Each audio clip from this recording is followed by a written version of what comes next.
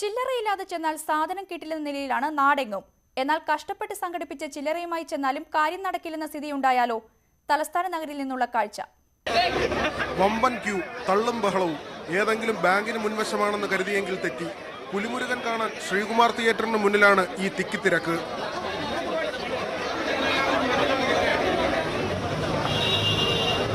നാട്ടിലൊന്നും ചെറിയ മൂല്യമുള്ള നോട്ട് കിട്ടാനില്ലെന്നിരിക്കെയാണ് ചില്ലറയുമായി ജനക്കൂട്ടം പുലിമടയിലെത്തിയത്.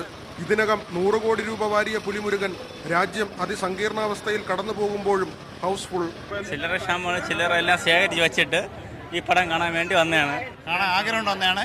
നമ്മൾ നേരത്തെ വന്നതാണ്. ഇപ്പൊ തന്നെ പിള്ളാന്ന് അറിഞ്ഞില്ല. സങ്കടപ്പെട്ടാണ് ചില്ലറ കൊണ്ടുവന്നത്. പക്ഷെ ഇവിടെ കിട്ടിയില്ല. ചില്ലറ പറയാൻ ഇത്രയും ബുദ്ധിമുട്ടില്ല.